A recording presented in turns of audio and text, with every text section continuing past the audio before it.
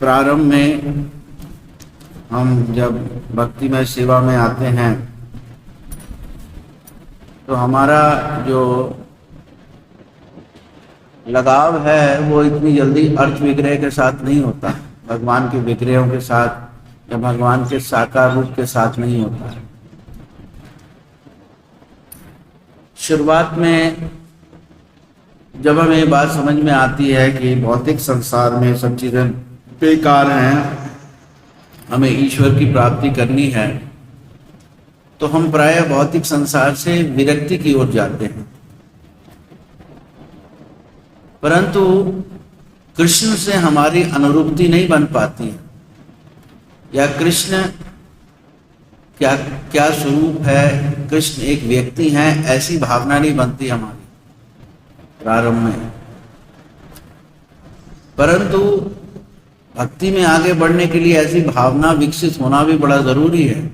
कृष्ण को एक व्यक्ति के रूप में जानना, उनके साथ प्रेम करना, उनसे लगाव करना। अगर ऐसी स्थिति नहीं बनती है तो हमारा लगाव संसार से बना रहता है, घर परिवार संसार से। हमारा लगाव सच्चाई से या सात्विकता से बना रहता है। हम अच्छे काम करना चाहते हैं, अच्छा व्यवहार करना चाहते हैं, संसार में किसी को दुख नहीं देना चाहते हैं, अच्छी बात है। घर परिवार में बहुत अच्छी तरीके से रहना चाहते हैं, सब सात्विक विचार है। लेकिन भक्ति का मतलब है अनुकूलेन कृष्ण अनुशील्यम, कृष्ण की क्या प्रसन्नता है वो करना है। अभी हम अच्छे तो बने संसार के लिए, बहुत अच्छे बन के रहना चाहते हैं, लेकिन जहां भगवान की सेवा के लिए घर परिवार त्यागना है वो नहीं कर सकते। क्यों नहीं कर सकते? क्योंकि हमें ये लगता है कि ऐसा अगर हम करेंगे तो हम अकेले हो जाएंगे। अकेले क्यों हो जाएंगे? क्योंकि अभी तक हमारे मन के अंदर भगवान को एक व्यक्ति के रूप में हम नहीं समझ पाए। हम सब कुछ छोड़ के भगवान की सेवा में जाएंगे या भगवान से मिलेंगे तो भगवान भी हमें एक व्यक्ति के तौर पे हमें प्राप्त होंगे और उनके साथ हम प्रेम करेंगे, उनके साथ रहेंगे, उनके साथ खाएंगे पिएंगे आनंद करेंगे। ये कंसेप्ट नहीं आता है दिमाग में। जो मैं आपको बात कह रहा हूँ इस पर जरा विचार कीजिए। ऐसा विचार नहीं आ पाता है। कहीं ना कहीं हमारे इर्द में भय रहता है कि अगर सब कुछ हम छोड़ देंगे तो हम क्या अकेले क्या करेंगे। क्यों? क्योंकि अभी तक हमारे मन में निर्विशेषवादी विचार है भगवान का। हम भगवान को एक व्यक्ति नहीं समझ पा रहे हैं अभी तक। साकारवादी विचार लाने के लिए ये सारी चीजें हैं। क्या? भक्तों का संग, ब्रिज में वास करना, हरि नाम संकीर्तन, कृष्ण भगवान की कथा श्रवण करना, उनका प्रसाद ग्रहण करना, उनके नाम का प्रचार करना, पुस्तक वितरण करना। ये सब जो निराकारवादी विचार है हमारा, इसको साकारवादी बनना। जब भगवान से प्रेम, हमारा लगाव जागृत होगा, उनको एज अ व्यक्ति हम जानना चाहेंगे, उनसे मिलना चाहेंगे, तो हमारी भक्ति में सही प्रगति होती है।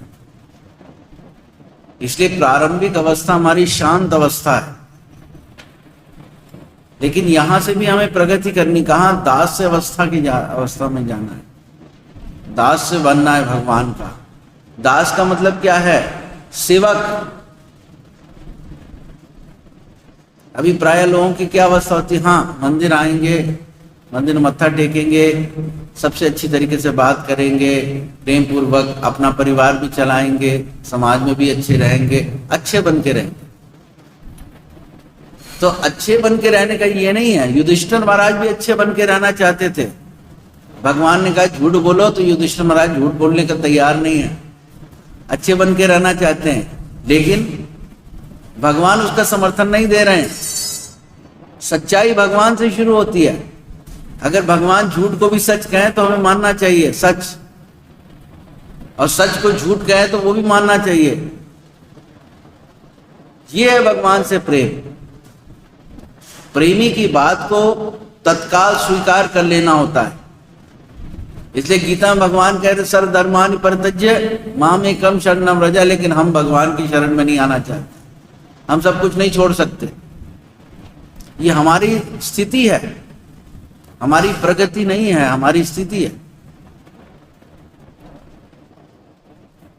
तो प्रायः प्रारंभ में हमारी स्थिति ऐसी है, हम कोई बहुत बड़े चढ़े नहीं है भक्ति में जो हम सोचते हैं।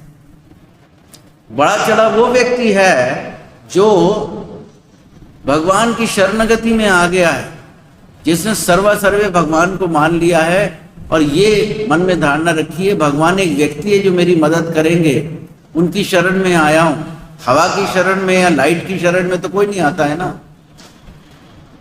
क्योंकि अभी तक हमारे मन में हवा या भगवान लाइट ही हैं, इसलिए हम शरण में आने से घबराते हैं कि मैं किसकी शरण में जाऊंगा, अकेला हो जाऊंगा। परंतु भगवान की शरण में अगर कोई व्यक्ति सही ढंग से आता है तो भगवान को एक व्यक्ति समझता है। ये कंसेप्ट लाना पड़ेगा। कैसे? यहां तरीका बताया गया। भगवान की लीला स्थलियों को देखना, मथुरा वृंदावन जाना, साधु संतों का संग करना। जब उनकी हम कथा सुनते हैं, साधु संतों की भावनाओं से ओतप्रोत उनके अनुभव सुनते हैं, तो हमें विश्वास होता नहीं कृष्ण हैं। जब हम किसी व्यक्ति से भगवान के अर्च विग्रह की लीलाओं को सुनते तो हमें यह लगता है हाँ कृष्ण हैं, बैठे हुए हैं कृष्ण यहाँ। हम उनसे मिलने जाते हैं और मिलने जाएंगे तो हम उनके दास हैं, हम उनकी सेवा करें। कोई ना कोई सेवा में हम हिचकिचाएं ना, बिल्कुल। हम ये नहीं उफ वो बड़ा टाइम हो गया अभी घर जाना है, ये भावना नहीं आनी चाहिए। सेवा करने का, पूरा सेवा कंप्लीट करके जाने का।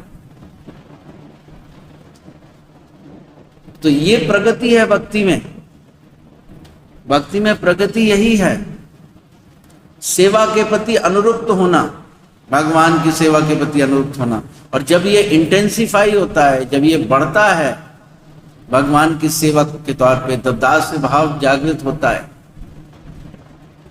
और आदमी जब भगवान की निरंतर सेवा करने लगता है तो भगवान के साथ उसका प्रेम का आदान प्रदान शुरू होता है, रेसिप्रोकेशन शुरू हो जाता है।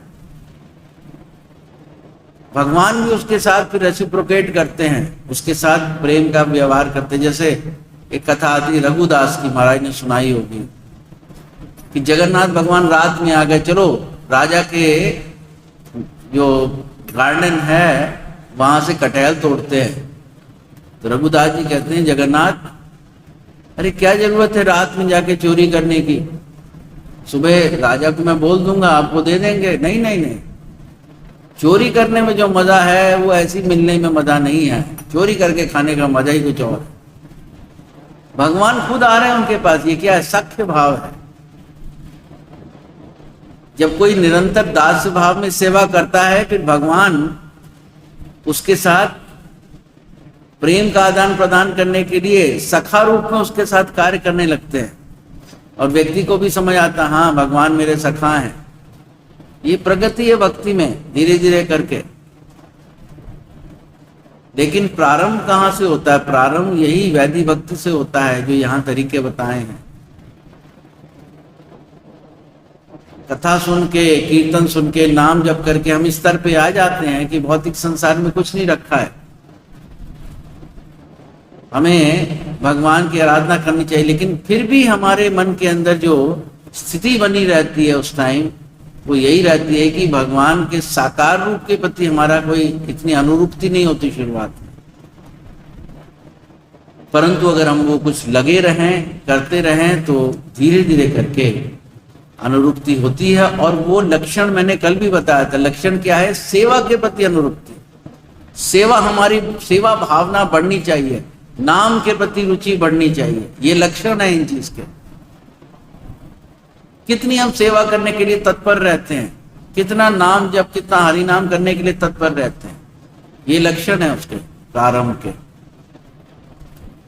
तो हर एक व्यक्ति को अपना आत्म अनुसंधान करना होता है प्रगति करने के लिए समय समय पर, और इसलिए इससे प्रगति होती है हमारी। भक्त साम्र सिंधु ग्रंथ की जय, रूप गोस्वामी प्रभुपाद महाराज की जय। तो आज दो कार्यक्रम हैं। एक तो वक्रेश्वर पंडित जी, ये महाप्रभु के अनुयायी थे और इनका हरि नाम कीर्तन के प्रति कितना लगाव था। ये नाम समाधि में चले गए थे। कैसे?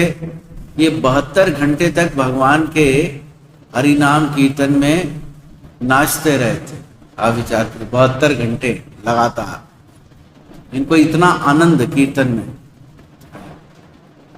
तो बहुत सारी लीलाओं में बकेश्वर पंडित का एक गाते बहुत अच्छे थे, नाचते थे और महाप्रभु की लीलाओं में उन्होंने भाग लिया। उनका आज तिरुभाव दिवस है। श्रीला बकेश्वर पंडित जी महाराज की। और नाम के प्रति बड़ी रुचि थी इनकी।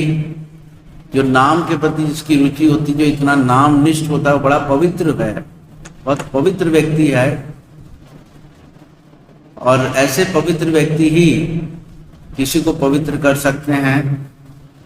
एक देवानंद पंडित थे, वो भागवत कथा किया करते थे।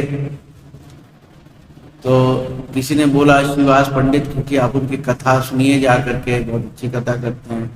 श्रीवास पंडित भी महान व्यक्ति थे, आप जानते हो पंचतत्व में एक हैं। तो देवानंद पंडित के पास गए, तो देवानंद पंडित जो है कथा कर रहे थे। श्रीवास पंडित उनकी कथा सुनते सुनते भाव विभोर हो गए। लेकिन देवानंद पंडित की जो कथा के प्रति जो भागवत की जो समझ थी, वो थोड़ी शुष्क थी, मायावादी टाइप की थी। वो उनके शिष्य, तो श्रीवास पंडित ने जब कथा सुनी, तब उनके सात्विक विकार प्रकट हो गए, रोने लगे, जमीन पे लौटने लगे। तो जो उनके शिष्य थे देवानंद पंडित के, वो उनके ये कुछ लक्षणों को देख नहीं पाए, समझ नहीं पाए। उन्होंने सोचा ये मजाक कर रहा है, ये व्यवधान डाल रहा है कथा में।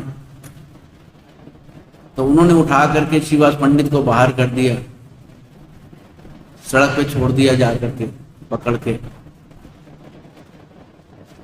तो देवानंद पंडित ने कुछ नहीं बोला उस समय। एक महाभागवत की निंदा हुई, उसके प्रति अपराध हुआ। उनके शिष्यों ने, अगर कोई शिष्य ऐसा करता है, गुरु को चाहिए कि उसको रोके, उसको डांट लगाए, लेकिन देवानंद पंडित चुप रहे। निंदा हो रही थी श्रीवास पंडित की, लेकिन देवानंद पंडित कुछ नहीं बोले, सुनते रहे। उसका परिणाम क्या? देवानंद पंडित का भी गिरावट आ गई उनके अंदर, महाप्रभु की कृपा नहीं मिल रही थी। तो बकेश्वर पंडित ने जो है देवानंद पंडित को जो है वो अपनी एसोसिएशन दे करके उनको इस पाप से मुक्त करवाया। तो बकेश्वर पंडित बड़े महान व्यक्तित्व हैं। और दूसरा आज है हेरा पंचमी। हेरा पंचमी, हेरा पंचमी जो है, इसमें लक्ष्मी जी की उपासना होती है। ये जगन्नाथ मंदिर का एक उत्सव है। जब जगन्नाथ जी चले जाते हैं और आते नहीं हैं, तो लक्ष्मी जी जो हैं वो अपने गणों के साथ जाती हैं और जगन्नाथ जी को डांट लगाने के लिए। तो ये बड़ा सुंदर उत्सव है जगन्नाथ मंदिर का। आज ये भी मनाया जाता है, क्योंकि रथ यात्रा में जगन्नाथ जी चले जाते हैं तो बैठे रहते हैं, तो लक्ष्मी जी को जगन्नाथ जी की याद आती है। तो जगन्नाथ जी को वापस लाने के लिए लक्ष्मी जी जो हैं वो जाती हैं। तो एक जगन्नाथ मंदिर के पास उत्सव निकलता है, उसमें ये सारा कुछ कार्यक्रम होता है। श्रीला बकेश्वर पंडित जी महाराज की जय। बहुजन करे यदि श्रवण कीर्तन।